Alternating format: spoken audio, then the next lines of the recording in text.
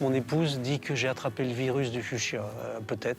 Il est vrai que mes petites danseuses, je les trouve toutes aussi jolies les unes que les autres, avec leur tutu, leur petite robe. Là, on est dans des fuchsias rustiques, donc qui sont à port droit, qui montent.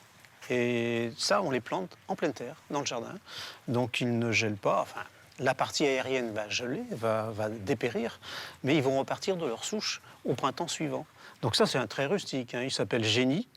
Moins 10, moins 12, sans paillage, absolument aucun souci. Celui-là s'appelle Nicolas. Donc rustique, fleur simple, très colorée. La culture du fuchsia, elle n'est pas difficile.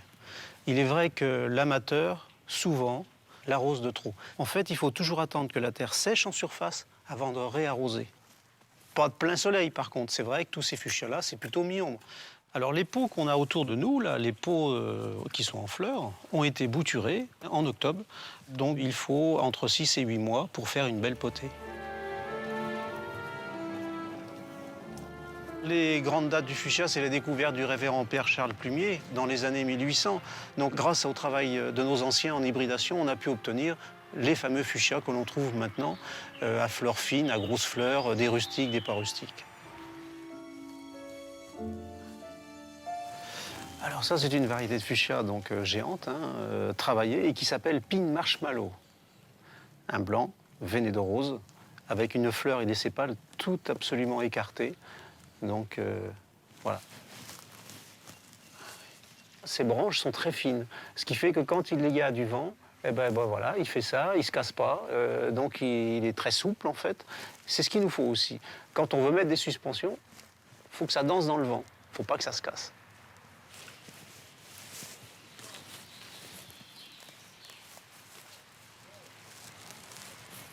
Alors, ce spécimen, c'est un botanique, un sauvage, qui nous vient de Bolivie, Boliviana alba.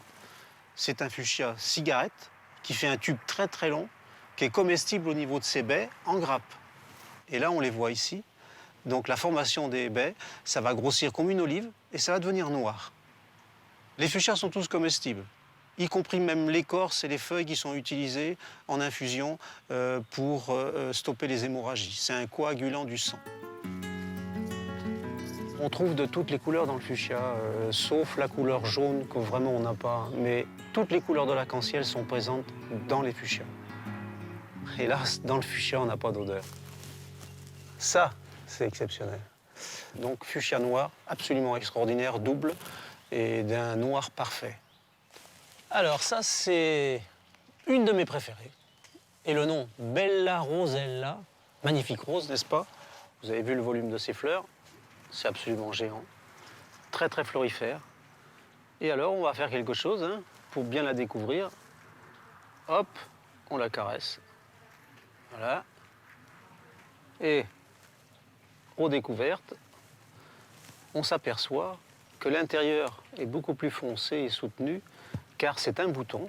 Et regardez la rosée, les gouttelettes d'eau qu'il y avait à l'intérieur de sa fleur.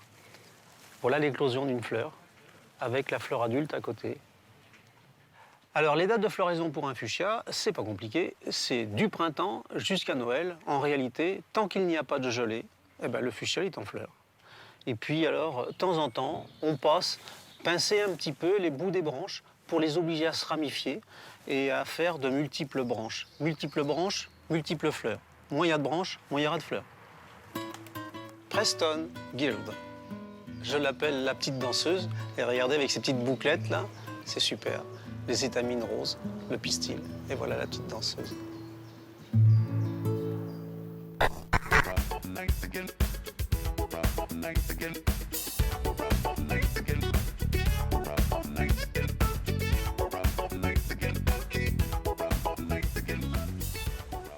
J'adore tout ce qui est boules rouges. Et celles-ci sont particulièrement jolies parce qu'elles sont rouge foncé, pas rouge-orange. Les arbustes d'automne ont de quoi nous ravir et celui-ci en est particulièrement un. Ça, c'est bien vrai.